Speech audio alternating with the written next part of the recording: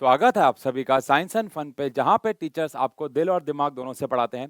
तो 11th class का units and measurement का वन शॉट डाला था, जिसपे लगभग 8 लाख 9 लाख व्यूज होने वाले, यानी 1 मिलियन के आसपास व्यूज। और आपने बहुत प्यार दिया।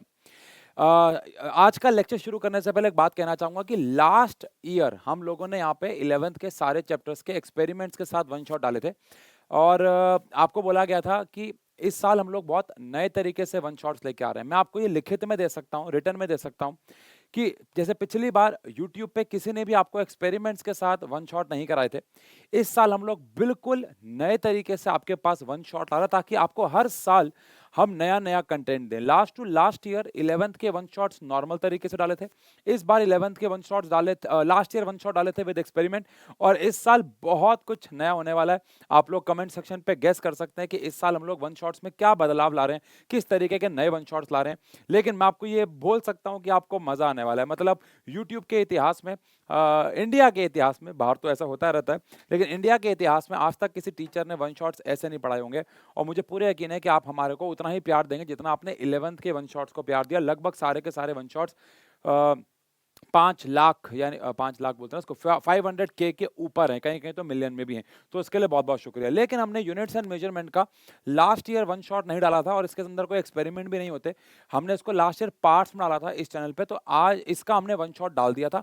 आई होप आपने देख लिया, मोस्ट ऑफ द बच्चों ने देख लिया था। आज हम उसके अंदर हमने ज्यादा सवाल नहीं बनाए थे, आपको याद होगा। तो आज हम इस चैप्टर में इसके सवाल बनाने वाले हैं। यूनिट्स एंड मेजरमेंट के क्वेश्चंस जो हैं वो हम लोग करने वाले हैं।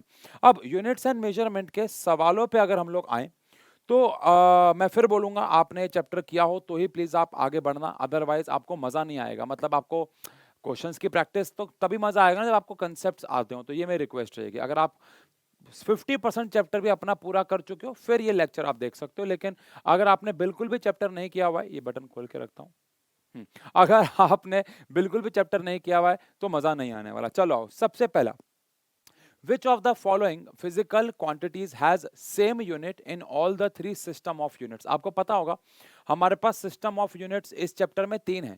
एफपीएस है, एमकेएस है और सीजीएस है। तो एफपीएस, एमकेएस और सीजीएस, इन सब में अगर आपको पता हो तो जो टाइम रहता है वो सेकंड में रहता है। Although feet, metre, centimetre, pound, KG और ग्राम चेंज होता है, लेकिन जो सेकंड है उसकी जो यूनिट है वो सेम रहती है। यहाँ पे इसके रिफ्लेक्शन पड़ रही है क्या? एक तो मैं बस आया और वन शॉट रिकॉर्ड करना शुरू कर दिया मैंने। यहाँ पे इसके रिफ्लेक्शन पड़ रही है, मजा सा नहीं आ रहा है। इसको नीचे करता हूँ मैं, एक सेकंड बच्चों, सॉरी सॉरी सॉरी। हाँ अब ठीक होगा, अब तो रिफ्लेक्शन नहीं आ रही होगी। ये हुई ना बात, बढ़िया हो गया, ठीक है। हाँ जी, तो यहां पे हमारे पास सेकंड जो है वो यूनिट जो है वो सेम रहती है, तो इसका आंसर हो जाता है सेकंड, यानी कि सॉरी टाइम, ठीक है। अगला सवाल है, which of the following is unit less quantity? अब यहां पे एक बात आपको मुझे बतानी होगी, क्या यूनिट लेस क्वांटिटी हमेशा डायमेंशन लेस होती है?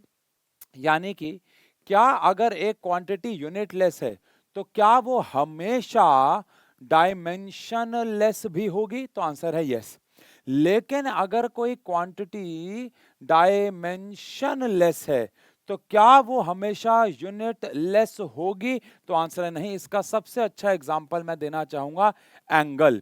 अब एंगल एक डायमेंशन लेस क्वांटिटी होती है, लेकिन इसकी यूनिट डिग्री, रेडियन, आपको पता होगा, इसको सेकंड या मिनट में भी नापते हैं। तो इसीलिए ये बात ध्यान रखिए कि यूनिटलेस क्वांटिटी हमेशा डायमेंशनलेस होती है, लेकिन डायमेंशनलेस क्वांटिटी हमेशा यूनिटलेस नहीं होती है। एक तो पहली बात तो ये ध्यान रखना। अब दूसरी बात, यहां पे ये क्वेश्चन मुझे अच्छे क्यों लगे मैं आपको बताता हूं। इन सवालों के अंदर बेसिकली एक नया वर्ड है ग्रेडियंट। तो शायद आप में से बहुत सारे बच्चे ग्रेडियंट ना जानते हो।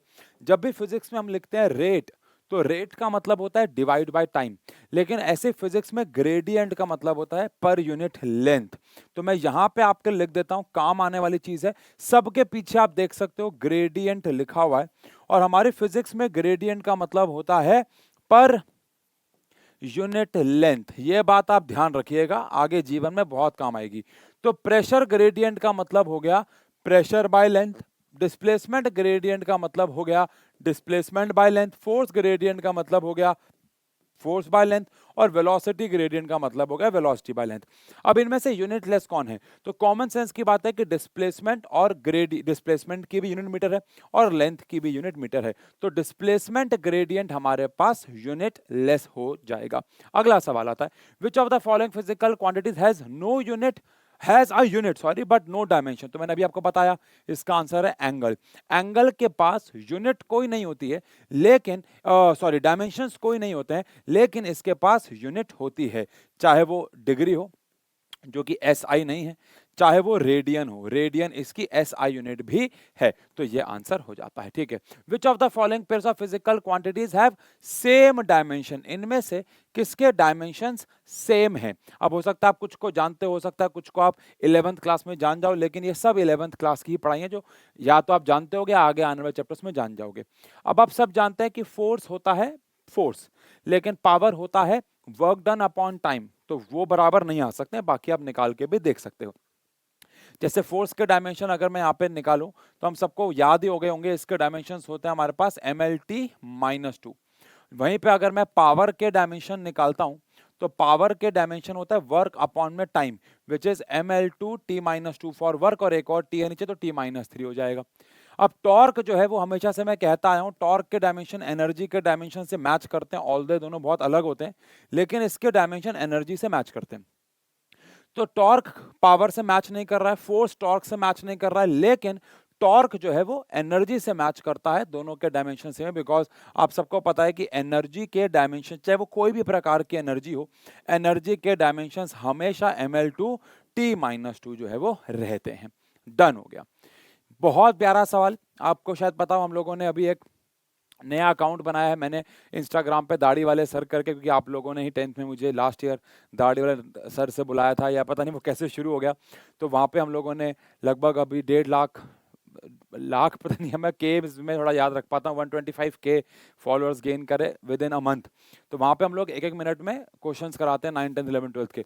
तो वहाँ पे मैंने ये सवाल करवाया, तो तभी मेरे को याद था कि यार ये सवाल मैं यूट्यूब पे भी कराऊंगा, बिकॉज हर एक बच्चा इंस्टाग्राम पे नहीं है ना। ये सवाल बड़ा प्यारा लगा था मेरे को। कह रहे हैं अगर ई एम एल जो है, जी जो है वो एनर्जी, मास, एंगुलर मोमेंटम और ग्रेविटेशनल कांस्टेंट है, तो आपको बताना है कि इनमें से अगर मेरे पास एक क्वांटिटी है लेट से ई एल स्क्वायर अपॉन में एम की पावर 5 और जी का स्क्वायर, इसमें से किसके डायमेंशन इससे मैच हो जाएंगे? मतलब जब हम इसके डायमेंशन निकालेंगे तो किसके डायमेंशन से ये मैच हो जाएगा। आसान सवाल है, थोड़ा सा लंबा सवाल है। आओ भैया इसके डायमेंशन निकाल लेते हैं। एनर्जी के डायमेंशन हम सब जानते हैं ml2t-2। अब एंगुलर मोमेंटम क्या होता है भैया? एंगुलर मोमेंटम को हम दो तरीके से लिख सकते हैं, mvr केमिस्ट्री में पढ़ा होगा, या फिर आप रोटेशनल मोशन में पढ़ोगे, एंगुलर मोमेंटम r इंटू में pb होता है, यानी लीनियर मोमेंटम इंटू में आर्म लेंथ होता है। बट अभी के लिए ये वाले फॉर्मूले पे काम करते हैं। तो मास के लिए हमारे पास कैपिटल M आ गया, वेलोसिटी के लिए lt-1 आ गया, और r के लिए l आ गया। तो यहाँ पे कुल मिला के आ गया हमारे पास ml2t-1। हमें उसका क्या करना है? स्क्वायर करना है। तो ml2t-1 का स्क्वायर करना है। अपॉन में हमारे पास मास है, इसको सबको पता है, m की पावर 5 आ जाएगी। लेकिन हमारे पास जो g है, जी अगर आपको याद हो तो कैपिटल जी हमारे पास होता था न्यूटन मीटर स्क्वायर kg-2। तो न्यूटन के लिए आ गया mlt-2, मीटर स्क्वायर के लिए आ गया L2, और kg-2 के लिए नीचे m2 आ गया। अब अगर मैं इसको सॉल्व करूं तो m की पावर -1 L3 t की पावर -2 आ जाएगी, और हमें इसका स्क्वायर करना है। तो स्क्वायर करूंगा तो m की पावर -2, L की पावर 6 और t की पावर -4 आ जाएगी। अब मुझे इसको सॉल्व करना है। तो यहां पे अगर आप देखें तो हमारे पास m की पावर यहां पे है 2, और यहां पे हमारे पास m की पावर है 1, तो 3 हो गई, और नीचे भी 3 आएगा, तो m की पावर तो होगी हमारे पास 0। अब L की पावर यहाँ पे 2 है और यहाँ पे 4 है, तो 6 हो गई, नीचे भी L की पावर 6 है, तो ये भी आ गया 0। अब t की पावर यहाँ से -2 आएगी, यहाँ से -2 है -4, और यहाँ से भी -4 बेटा, तो खोदा पहाड़ और निकला डायमेंशन लेस क्वांटिटी, यानी m0 l0 t0। अब इनमें से m0 l0 t0 कौन है हमारे पास? तो आंसर है एंगल है। प्यारा लाजवाब सवाल, सिंपल, लेकिन यहां पे L के डायमेंशंस हैं और G है, इसलिए ये सवाल लेके आया, प्यारा सवाल है। चलो भाई अगले सवाल पे आते हैं। कह रहे हैं इनमें से प्लैंक्स कांस्टेंट के जो डायमेंशंस हैं वो किसके डायमेंशन से मैच होते हैं, ठीक है। अब आपको याद करना होगा प्लैंक्स कांस्टेंट, केमिस्ट्री के सेकंड चैप्टर में आपने पढ़ा होगा, इसकी यूनिट होती है जूल सेकंड। तो जूल हो गया energy which is ml2 T-2, और सेकंड के लिए हमारे पास आ जाता है T, तो कुल मिला के आ जाता है ml2 T-1। ये हमारे पास, अच्छा अब बताओ क्या ये डायमेंशन कहीं देखे हैं आपने आज की क्लास में, ml2 T-1, क्या आपने किसी के डायमेंशन देखे हैं क्या? तो आंसर है हाँ, एंगुलर मोमेंटम के देखें, तो सीधा सीधा एंगुलर मोमेंटम। अब मान लो आपको एंगुलर मोमेंटम के डायमेंशन याद नहीं है, तो ऑब्वियस सी बात है प्रोसेस क्या होगा, आप बाकी सबके डायमेंशन निकाल सकते हो। इम्पल्स का फॉर्मूला अगर नहीं पता है तो इम्पल्स होता है फोर्स इनटू में टाइम, या इसका एक और फॉर्मूला भी आएगा आगे जाके, चेंज इन मोमेंटम। वर्क आपको पता है linear momentum mass into velocity होता है, और एंगुलर मोमेंटम मैंने आपको बता ही दिया है आज, mvr होता है। तो उस हिसाब से इसके डायमेंशंस और प्लैंक्स कांस्टेंट के डायमेंशन आपस में इक्वल यानी कि बराबर आ जाएंगे। डन। प्यारा सवाल है, प्यारा सवाल है। Using the principle of homogeneity of dimensions, आपको बताना है कौन सी वाली इक्वेशन करेक्ट है। देखो अब ये क्योंकि एमसीक्यू है और ये सब्जेक्टिव सवाल नहीं है, तो हम लोग यहाँ पे शॉर्ट में भी काम कर सकते हैं। हमें ये बताना है इनमें से कौन सी क्वांटिटी करेक्ट है, मतलब आसान भाषा में कहें तो हमें ये बताना है कि इनमें से किसके एलएचएस के डायमेंशंस आरएचएस के डायमेंशन से मैच हो जाएंगे। तो हमें कुछ नहीं करना होगा, एक ऑप्शन तो ये है कि मैं क्या करूं, मैं हर जगह पे देखो टाइम, कैपिटल टी तो टाइम पीरियड है, तो एलएचएस तो सॉल्व करने की जरूरत नहीं है, यहाँ के डायमेंशन T2 ही हो गए, T2 ही हो गए, यहाँ के T2 हो गए, यहाँ का T हो गया। बस फर्क है तो हमें डायमेंशन निकालने होंगे एम के और आर के और जी के। अब जी के डायमेंशन हमने पीछे निकाले थे तो काम आ जाएंगे m-1 L3 T-2। तो जी के डायमेंशन हमारे पास है m-1 L3 T-2। अब इन डायमेंशंस को हम अगर यहां पे पुट कर करके देखते रहें, ए ऑप्शन पे अगर मैं जल्दी से काम करूं तो यहां पे इसके तो कोई डायमेंशन नहीं होंगे, ऊपर आ जाएगा मेरे पास L3 और नीचे मेरे पास है m-1 L3 T-2, और साथ में मेरे पास एक m और है। अब यहां से m कैंसिल हो गया, इससे ये कैंसिल हो गया, तो यहां पे ऊपर चला जाएगा तो t²। तो भैया तुक्के की बात ये है कि हमारा पहला ही आंसर मैच हो गया है। ये तुक्का है, मुझे भी नहीं पता था आंसर कसम से, लेकिन हमारा पहला ही आंसर मैच हो गया है। अगर मैं आपको इसका सेकेंड पार्ट भी करके दिखा दूं कि भैया क्या ये मैच हो रहा है, तो साफ दिख रहा है आपको कि यहाँ पे t² है और यहाँ पे r² है, तो t² r² है तो मैच हो ही नहीं सकता ना। वहीं पे अगर c की बात करें तो c मैं आपके लिए एक और सॉल्व करता हूं, ऐसे d आप सॉल्व कर लेना क्योंकि आंसर दोनों ही नहीं है। अब c अगर मैं आपके लिए सॉल्व करूं तो ऊपर आ गया है r³ यानी कि L3, और नीचे हमारे पास आ गया है g, जिसके डायमेंशन हमने लिया आज m-1 L3 T-2। तो आप देख रहे हो कि यहां से ये तो कैंसिल हो गया, लेकिन साथ साथ मास भी आ रहा है, तो अगेन सी भी हमारे लिए इनकरेक्ट हो जाता है, बी भी, और ऐसे डी भी इनकरेक्ट ही आएगा। तो हमारा जो आंसर हो जाता है वो ए है। अब इस क्वेश्चन में तुक्के की बात थी कि हमारा पहले ही आंसर मैच हो गया, तो अगर आपके पास एग्जाम में टाइम हो तो आप थोड़ा सा एफर्ट मारना, और वहां पे उस केस में क्या करना कि आप एफर्ट मार के बाकी ऑप्शंस को भी रीचेक कर लेना अगर आपके पास टाइम है तो, नहीं तो फिर एक आंसर तो है। ठीक है, चलो आगे बढ़ते हैं, इसके लिए हमने थोड़ी ज्यादा जगह छोड़ दी थी। चलिए अब अगर आगे बढ़े तो ये बेहतरीन सवालों में से एक, पता नहीं क्यों मैं हर बार सोचता हूँ कि ये सवाल मैं ना कराऊं ना कराऊं ना कराऊं, लेकिन फिर भी मुझे कराना पड़ जाता है, बिकॉज हर साल ये पेपर में आ जाता है किसी ना किसी बच्चे के। मुझे लगता है भैया अब आना बंद होगा, अब आना बंद होगा, अब आना बंद होगा, लेकिन ये रुकता ही नहीं है सवाल। तो आओ, सवाल क्या है, बड़ा ही आसान सवाल है, कुछ भी नहीं है सवाल के अंदर। देखो, the equation of state of gas is given by फलान ढमकाना। यहाँ पे P जो है वो प्रेशर है, V जो है वो वॉल्यूम है, T जो है वो टेम्परेचर है, और A B C कुछ कांस्टेंट्स है। आपको सिर्फ A और B के डायमेंशन निकालने हैं, सिर्फ A और B के, है ना। फिर मैं आपसे ना C के भी पूछूंगा, इसके आपको आंसर कमेंट सेक्शन पे लिखना होगा, मैच कर लेंगे, ऑल्दो हमसे C के पूछा नहीं। अब सुनो, अब कितनी समझदारी होगी कि अगर मैं B के डायमेंशन पहले निकालूं, बिकॉज A के डायमेंशन निकालना थोड़ा सा रिलेटिवली कॉम्प्लिकेटेड है, क्योंकि ऐसा बहुत बार होता है कि आप किसी एक के डायमेंशन निकालते हो और हमारा आंसर मैच हो जाता है, आगे जाने की नीड नहीं पड़ती, जरूरत नहीं पड़ती। आओ समझाता हूं। जैसे यहाँ पे v माइनस बी स्क्वायर है, मानते हो, तो प्रिंसिपल ऑफ होमोजेनिटी के हिसाब से v के डायमेंशन बी स्क्वायर के डायमेंशन से मैच होने चाहिए, प्रिंसिपल ऑफ होमोजेनिटी के हिसाब से। तो यहाँ पे v जो है वॉल्यूम है, इसके डायमेंशन हमारे पास L³ हो जाएंगे, और यहाँ पे मेरे पास बी स्क्वायर आ जाएगा, ये स्क्वायर उधर जाके हो जाएगा अंडर रूट। उस हिसाब से हमारे पास जो बी के डायमेंशन आ जाएंगे वो आ जाएंगे एल की पावर 3/2। अब अगर आप ऑप्शन में देखें तो अगर हम मेरे पास एक ही ऑप्शन में एल की पावर 3/2 होता तो मेरा काम हो जाता, बट ऑब्वियसली बात है यहाँ पे नहीं है। तो बी आंसर और सी आंसर तो आंसर पॉसिबल नहीं है। अब लड़ाई बचती है किसके बीच में, ए और डी के बीच में। अब उसके लिए हम लोगों को क्या करना होगा, तो आंसर है यहां पे ये जो पूरा का पूरा है, जैसे पी है, पी के जो डायमेंशंस हैं ये बराबर होने चाहिए ए अपॉन में वी क्यूब के डायमेंशन के, ए अपॉन में वी क्यूब के डायमेंशन के। मुझे ऐसा क्यों लग रहा है कि इसमें कुछ गड़बड़ी है, बाकी आओ चेक कर लेते हैं। आओ, अच्छा ठीक है ठीक है, वी क्यूब के डायमेंशन के बराबर होने चाहिए।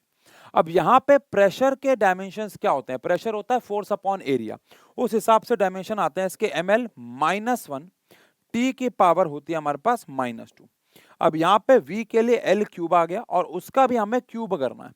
तो यहाँ पे हमारे पास जो एक के डायमेंशन आ जाएंगे, यहाँ पे l की पावर कितना आ जाएगा 9, 9 में से एक जाएगा तो 8 आ जाएगा। तो यहाँ पे आंसर m l की पावर 8 टी की पावर -2 आ जाएगा। तो m l की पावर 8 टी की पावर -2 आ जाएगा।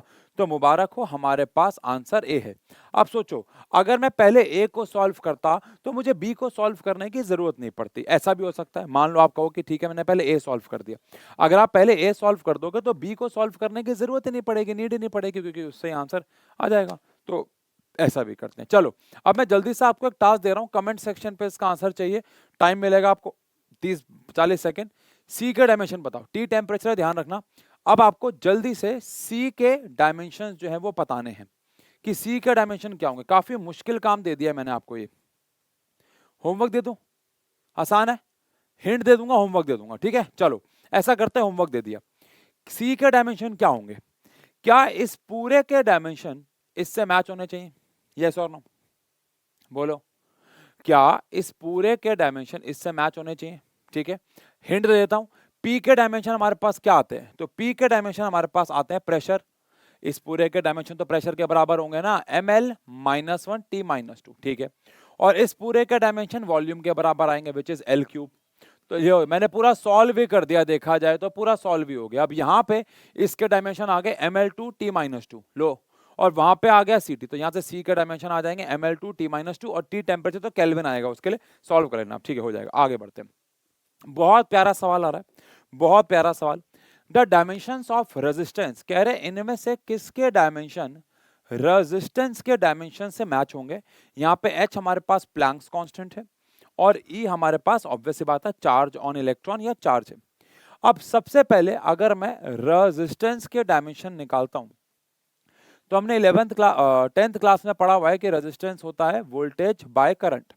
अब करंट के लिए हमारे पास जो डायमेंशंस हैं वो पहले ही सीधा सीधा ए आ जाते हैं, और वोल्टेज होता है हमारे पास वर्क डन अपॉन चार्ज। तो वर्क डन होता है ml2 t -2 अपॉन में चार्ज होता है करंट इनटू में टाइम। उस हिसाब से हमारे पास डायमेंशंस आ गए, ml2 t की पावर आ जाएगा -3 और a की पावर आ जाएगा -2। अब क्योंकि रेजिस्टेंस में कहीं ना कहीं a की पावर -2 आ रहा है, तो मुझे इतना तो पता है कि मेरा आंसर ई स्क्वायर वाला होगा। ये तो पक्का हो जाता है कि आंसर ई स्क्वायर वाला होगा, क्योंकि मुझे यहाँ पे एम्पियर का -2 चाहिए और ई मतलब है चार्ज, चार्ज होता है करंट इनटू में टाइम, तो उसका स्क्वायर होगा, तभी स्क्वायर है, कॉमन सेंस। लेकिन अब इनमें से कौन सा आंसर है, तो पहले सी को सॉल्व कर लेते हैं, पहले सी को सॉल्व कर लेते हैं। सी हमारे पास है h अपॉन में ई स्क्वायर। अब h यानी प्लैंक्स कांस्टेंट के डायमेंशन हमने आज ही निकाले थे, ml2 t -1, ये हमने आज ही डायमेंशन निकाले थे ml2 t -1, यहाँ पे एंगुलर मोमेंटम के, ये ml2 t -1। तो ये हमारे पास एंगुलर मोमेंटम और प्लैंक्स कांस्टेंट के डायमेंशन सेम होते हैं, यहाँ पे हमने बात की थी, ठीक है ठीक है ठीक है ठीक है ठीक है ठीक है ठीक है। हाँ, अब यहाँ पे नीचे मेरे पास कौन आ गया भाई, ई स्क्वायर आ गया, ई मतलब चार्ज का स्क्वायर, मतलब ए टी का स्क्वायर। तो यहाँ से मेरे पास आ जाता है ml2, ये t की पावर ऊपर जाएगा स्क्वायर, तो -3 और a की पावर -2 आ जाएगा। तो मुबारक हो, मैच हो गया, यानी आंसर सी है, आंसर सी है। तो ये इस तरीके से सवाल करना था। अब ये सवाल वैसे तो इजी है, बट क्योंकि यहाँ पे रेजिस्टेंस और करंट था तो ये थोड़ा सा अलग सवाल हो जाता है, इसलिए ये सवाल लाना मैंने जरूरी समझा। ओ भाई साहब, बेहतरीन सवालों में से एक ये सवाल हमारे पूरे पेपर में एक सब्जेक्टिव फॉर्म में आएगा ही आएगा, कोई नहीं रोक सकता। एमसीक्यू फॉर्म में इसके आने के चांसेस थोड़े से कम हैं। ये एक एंट्रेंस, ये नीट का सवाल है, ये एंट्रेंस एग्जाम में नीट के सवाल में एमसीक्यू में आया था, बट हमारे पेपर में ये सब्जेक्टिव फॉर्म में आ सकता है। और ऐसे हमने क्लास के अंदर वन शॉट के अंदर 2 से लेके 3 से लेके 4 क्वेश्चन किए थे फॉर्मूला डिराइव करने वाले। क्वेश्चन क्या है देखो, कह रहे हैं क्रिटिकल वेलोसिटी। अब क्रिटिकल वेलोसिटी क्या होता है छोड़ दो, लेकिन ऑब्वियस बात है कोई ना कोई वेलोसिटी होती है। ये डिपेंड कर रही है ईटा की पावर एक्स पे, रो की पावर वाई पर, आर की पावर जेड पे, और साफ साफ बोल रखा है कि ईटा कोफिशिएंट ऑफ विस्कोसिटी है, रो डेंसिटी है, और आर जो है हमारे पास रेडियस है। पता ही था वैसे तो ये क्या होंगे। अब यहाँ पे आपको याद होगा कि ईटा की पावर एक्स आ जाएगा, रो की पावर वाई आ जाएगा, और आर की पावर जेड आ जाएगा। इसको मान लेते हैं पहली इक्वेशन।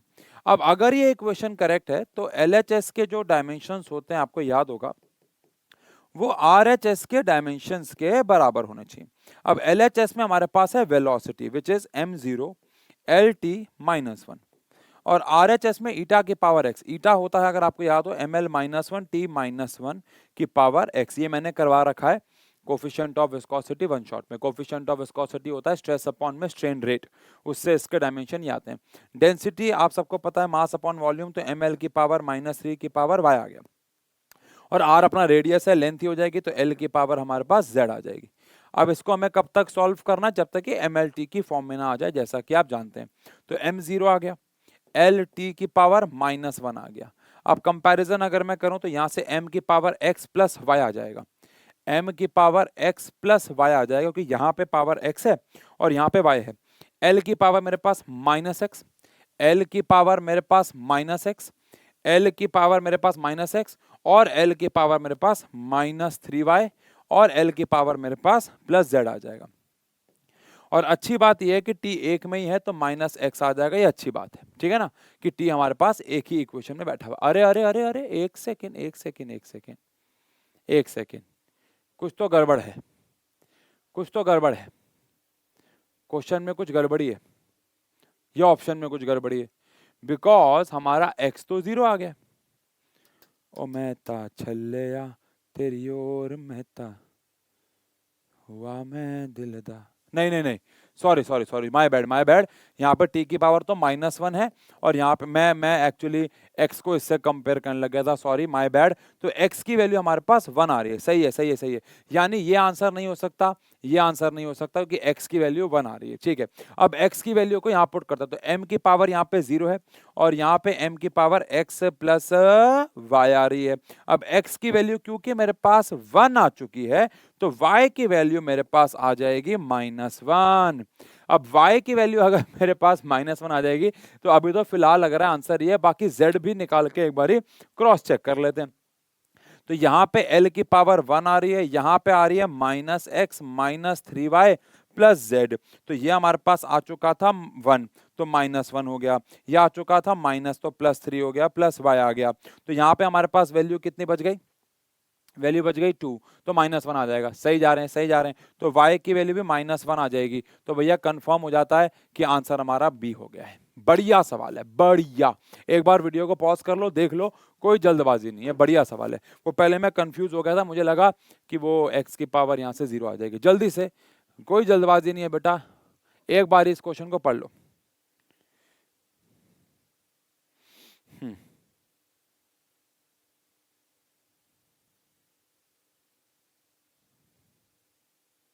डन है, पढ़ लिया, ओके हो गया, चलो आओ। अरे अरे अरे अरे अरे अरे अरे अरे, ठीक है ठीक है ठीक है ठीक है। हाँ, प्यारा सवाल है, प्यारा सवाल है, प्यारा सवाल है।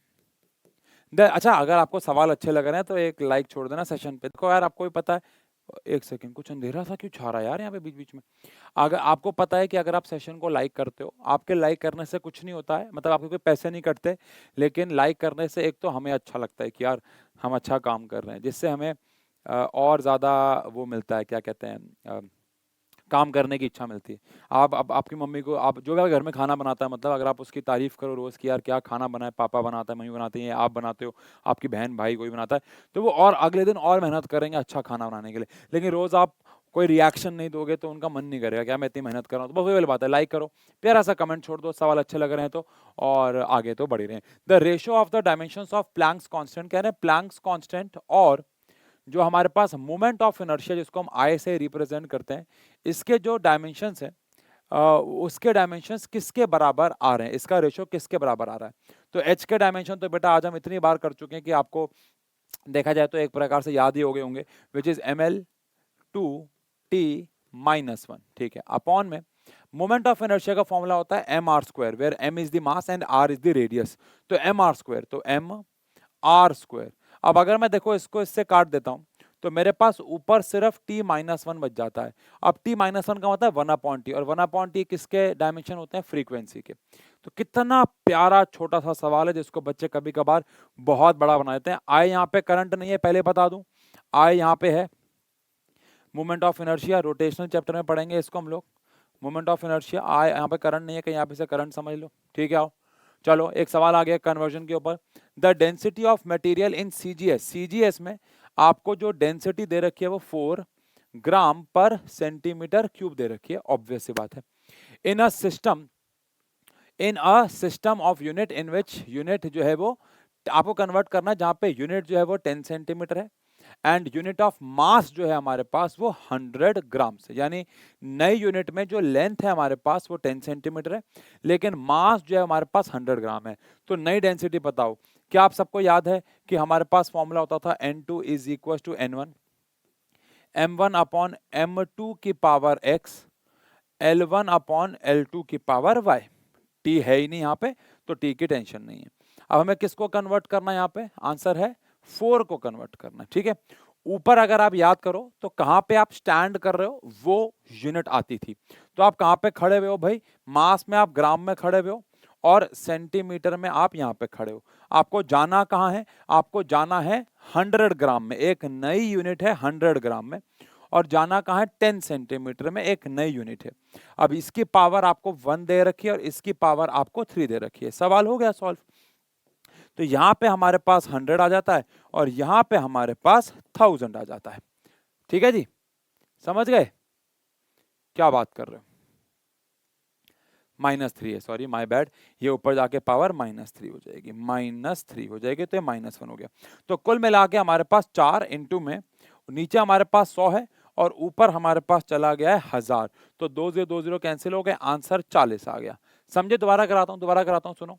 कह रहे हैं कि आपके पास डेंसिटी जो है वो 4 ग्राम पर सेंटीमीटर क्यूब है, वो पावर माइनस में होगी, मैं वो लेना भूल गया था। अब यहाँ पे आपको बोल रहे हैं कि आपको उसे नई यूनिट में निकालना है। जैसे अभी तक हम क्या कर रहे थे, हम लोगों को मीटर से सेंटीमीटर में जाना था, सेंटीमीटर से किलोमीटर, जो भी था, लेकिन इस बार कुछ अलग है। इस बार आपको सेंटीमीटर से सेंटीमीटर में रहना, लेकिन नई यूनिट आ गई है। पहले सेंटीमीटर थी, अब 10 सेंटीमीटर को आप मानोगे। पहले 1 ग्राम थी, अब 100 ग्राम हो गई है। तो ग्राम से ग्राम कैंसिल, बाकी तो मैथ्स लगाइए, 40 आंसर आ गया। डन, बढ़िया सवाल। अगला सवाल सिग्निफिकेंट फिगर्स के ऊपर। The value of resistance is, आपको रेजिस्टेंस की वैल्यू गिवन है 10.845 ओम, और करंट आपको जो गिवन है वो गिवन है 3.23 एम्पियर। आपने यहां से वोल्टेज निकाली, IR को मल्टीप्लाई किया, तो मल्टीप्लाई करने पे आ गया 35.02935, मतलब आपको कैलकुलेट करने को नहीं दिया। हमारे टाइम पे तो बेटा ऐसे सवाल आते थे कि पहले इसका V निकालो और सही सिग्निफिकेंट फिगर में छोड़ो।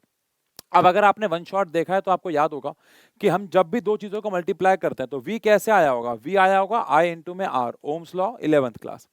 अब जब हम दो चीजों को आपस में मल्टीप्लाई या डिवाइड करते हैं तो जो फाइनल आंसर छोड़ा जाता है वो लीस्ट सिग्निफिकेंट फिगर में छोड़ा जाता है। जैसे इसके पास नंबर ऑफ सिग्निफिकेंट फिगर्स कितनी है, 1 2 3 4 5, तो इसके पास 5 सिग्निफिकेंट फिगर्स हैं। इसके पास कितने सिग्निफिकेंट फिगर्स हैं, 1 2 3, इसके पास 3 सिग्निफिकेंट फिगर्स हैं। तो कम किसके पास है, 3 के पास। तो आपको इसका आंसर भी 3 सिग्निफिकेंट फिगर्स तक छोड़ना है। अब 3 सिग्निफिकेंट फिगर्स का मतलब है 35.0, 35.0, यहाँ पे 3 सिग्निफिकेंट फिगर्स में कौन आ गया? 35.0। ऑब्वियस सी बात है, 35 में सिर्फ 2 सिग्निफिकेंट फिगर हैं, इसमें 1 2 3 4 5 सिग्निफिकेंट फिगर हैं, 1 2 3, इसको भी तो गिनोगे तो हमारे पास जो आंसर हो जाएगा वो 35.0 यानी 3 सिग्निफिकेंट फिगर में आ जाएगा, बिकॉज डेसिमल के बाद के 0 सिग्निफिकेंट होते हैं। सही है, प्यारा सवाल है। अगला सवाल माइनस प्लस के ऊपर है। एक बॉक्स है हमारे पास, ऐसा ही सेम क्वेश्चन एनसीईआरटी में भी है शायद, या शायद यही एनसीईआरटी वाला ही है, बट ये तो मैं पीवाईक्यू से आया हूं। मास ऑफ बॉक्स है, मेजर किया गया, तो बॉक्स का जो हमारे पास मास है वो हमारे पास है 2.3 kg। सही जा रहे हैं। 2 गोल्ड पीसेस हैं जिनका मास आपको दे रखा है, एक का मास आपको दे रखा है 20.15 ग्राम और एक का मास आपको दे रखा है 20.17 ग्राम, 17 ग्राम।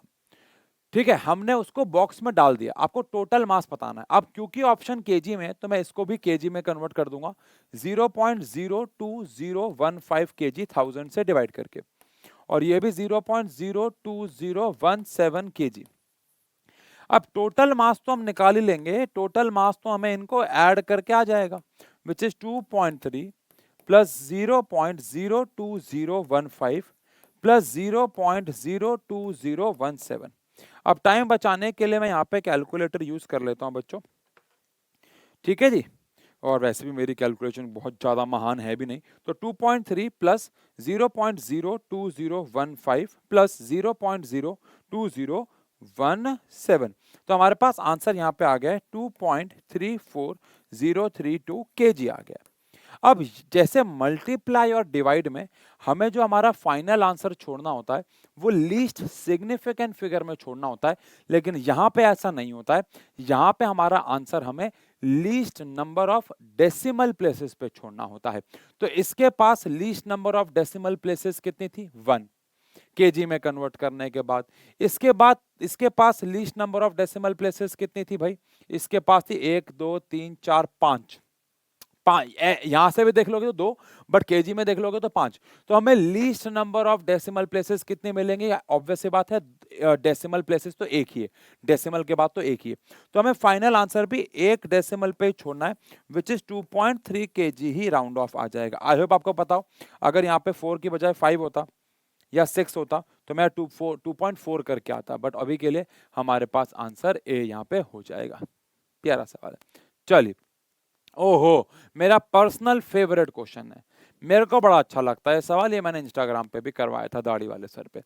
कह रहे हैं अगर P Q R physical quantities हैं जिनके डिफरेंट डायमेंशंस हैं, यहां पे गौर फरमाने वाली बात यह है कि पी क्यू आर ये ऐसी क्वांटिटीज हैं जिनके डायमेंशन सेम नहीं है। अब अगर सेम नहीं है तो आप इन्हें ऐड या सब्ट्रैक्ट नहीं कर सकते, क्योंकि सीधा ऐड या सब्ट्रैक्ट नहीं हो सकता, क्योंकि डायमेंशंस अलग हैं। हाँ, आप इन्हें मल्टीप्लाई डिवाइड जो भी कर सकते हो। तो आपको बताना है इनमें से ऐसा कौन है जिसका कभी भी कोई भी मीनिंगफुल मतलब नहीं बन सकता। आओ समझो। सबसे पहली बात मैंने आपको क्या बोला कि पी क्यू आर अलग अलग डायमेंशंस के लोग हैं, तो इन्हें आप ऐड सब्ट्रैक्ट नहीं कर सकते। क्या पी आर को मल्टीप्लाई करके क्यू में से माइनस कर सकते हो? हाँ, ये पॉसिबल है। क्या पी क्यू को मल्टीप्लाई करके आर में से माइनस कर सकते हो? हाँ, डायमेंशन बराबर आ सकते हैं। ये तो भाई साहब कर ही सकते हो, लेकिन ऊपर देखो आपने पी में से क्यू को माइनस कर दिया, आप सीधा पी में से क्यू या क्यू में से आर या इनको ऐड या सब्ट्रैक्ट नहीं कर सकते, बिकॉज ये अलग अलग क्वांटिटीज हैं, तो इसका कभी कोई मतलब नहीं बन सकता। तो ये हमारे पास आंसर हो जाता है। डन। अरे बाप रे बाप, ये क्या हो गया? ठीक है, समझ गया मैं, इसके ऑप्शन ही छुप गए हैं। अब देखो, ये क्वेश्चन चालाकी वाला क्वेश्चन है। आई होप आपको टेबल दिख रही हो। ये ऐसा करो, आप इसको बड़ा कर देता हूं ताकि आपको टेबल क्लियर हो जाए। ओ मैं क्या छल्लेया तेरी ओर मैं क्या। हाँ, चलो अब देखो, इस क्वेश्चन को चालाकी से कैसे कर सकते हो? अब वैसे बात है, आप सबके डायमेंशंस तो निकाल ही सकते हो, लेकिन चालाकी देखो, एक यहां पे इसमें भी केल्विन है, इसमें भी केल्विन है, इसमें भी केल्विन है, और यहां पे ऐसी कोई चीज नहीं जो केल्विन को काट दे। ये वॉट है, ये मीटर है, ये जूल है, ये केजी है, इनमें कहीं पे केल्विन नहीं आता। अब अगर इसमें kelvin inverse, kelvin inverse, kelvin inverse, तो केल्विन ये भी के माइनस, तो यानी कि ये सिर्फ इकलौता है जिसके पास क्या नहीं है? केल्विन नहीं है। और ऑप्शन में आर इकलौता है जिसके पास केल्विन नहीं है, तो ए का आंसर आर है।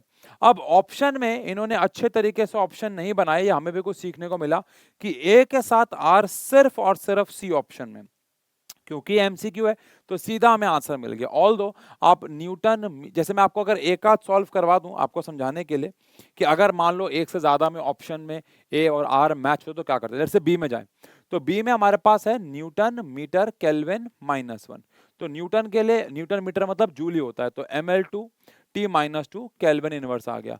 तो ml2 T-2 केल्विन इनवर्स किसके पास है, एस के पास है, तो बी का आंसर एस से मैच होना चाहिए। बी का आंसर एस से, तो बी का आंसर एस से, ऐसे या बाकी भी मैच कर सकते हो, पॉइंट ये है। बट जरूरत नहीं है क्योंकि एमसीक्यू है तो पहले से हमें हमारा आंसर मिल गया। तो एक नए तरीके से सोच को हमने सवाल को सॉल्व किया। बेहतरीन सवाल, बेहतरीन सवाल। आओ सवाल क्या है देखो। सवाल में कह रहे हैं कि आपके पास ये एक इक्वेशन है जहां पे y ऑब्वियस सी बात है डिस्प्लेसमेंट है, a हमारे पास यहाँ पे एम्पलीट्यूड है ना, ये सब लिखा नहीं हुआ है, लिखा होना चाहिए था बट ठीक है। ए हमारे पास एम्पलीट्यूड है, टी हमारे पास टाइम पीरियड है, टी हमारे पास टाइम है, ओमेगा मतलब एंगुलर वेलोसिटी है, और ए एम्पलीट्यूड है मतलब डिस्प्लेसमेंट ही, और वाई हमारे पास डिस्प्लेसमेंट है। तो आपको बताना है इनमें से कौन सी इक्वेशन करेक्ट नहीं है। बड़ा ध्यान से सुनना, एनसीईआरटी का एग्जाम्पल भी है ऐसा क्वेश्चन। क्या आपको सबको पता है साइन के साथ जो अंदर एंगल होता है वो हमेशा डायमेंशनलेस होना चाहिए, हमेशा डायमेंशनलेस होना चाहिए, क्योंकि भैया जो एंगल होता है वो चाहे रेडियन में नापा जाए चाहे डिग्री में, हमेशा डायमेंशनलेस होता है। ट्रू और फॉल्स? ट्रू। अब यहां पे अगर आप देखो 2 पाई टी से टी कैंसिल हो जाएगा, डायमेंशनलेस हो जाएगा। ओमेगा क्या होता है 2 पाई बाय टी, फिर से टी से टी कैंसिल हो जाएगा, यहां भी कैंसिल हो रहा है, यहां भी कैंसिल हो रहा है। लेकिन अगर आप सी ऑप्शन में देखो तो सी ऑप्शन में हमारे पास है y is equal to A by T upon में साइन टी ए। अब पहली बात तो यहां पे सबसे बड़ी गलती तो यहीं पे ही है कि t और a कैंसिल होने के बाद डायमेंशनलेस नहीं आ रहे हैं।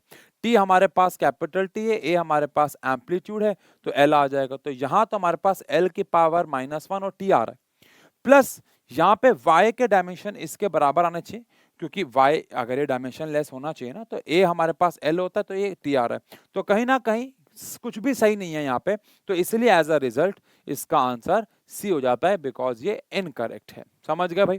तो ये सारे सवाल हमारे चैप्टर को बहुत जल्दी में रिवाइज कराते हैं। हमने हर एक टॉपिक के ऊपर कुछ ना कुछ सवाल किए हैं। अब ये पीपीटी आपको टेलीग्राम पे तो मिल जाएगी, लेकिन मेरी रिक्वेस्ट रहेगी मैं आपको लिखित में दे सकता हूँ। इसके ऊपर एक सवाल आपको एग्जाम में मिलेगा ही मिलेगा, आप जानते हो 10th में भी बताया था आपको, 11th में भी बता रहा हूँ। तो इन सारे सवालों को आप रिपीट कर लीजिएगा। मैंने बहुत जल्दी जल्दी में आपको लगभग 40 मिनट में सारे सवाल करवा दिए, तो आपको ये सारे के सारे सवालों को रिपीट करना है। और आप में से कौन कौन सा बच्चा motion in a straight line के लिए, वन शॉट्स के लिए एक्साइटेड है, कमेंट सेक्शन में बताना, क्योंकि बहुत बेहतरीन आपको पास आके बताता हूँ, बहुत बेहतरीन और नए तरीके से वन शॉट ला रहे हैं। कोई यूट्यूब पे नहीं लाया होगा, पिछले साल भी आपके लिए नया लाए थे, इस बार भी कुछ नया लाएंगे। कमेंट सेक्शन में छोड़ के जाओ, क्या वेट कर रहे हो, लाइक करके जाओ और सब्सक्राइब कर देना अगर नहीं किया है तो मोटिवेशन मिलती है। चलो भाई मिलते हैं, thank you so much. I hope आपने आज 7 क्वेश्चन बनाए और आपके मोस्ट ऑफ द क्वेश्चन सही हुए हों या आपको सारे समझ में आ गए हों। Thank you, thank you.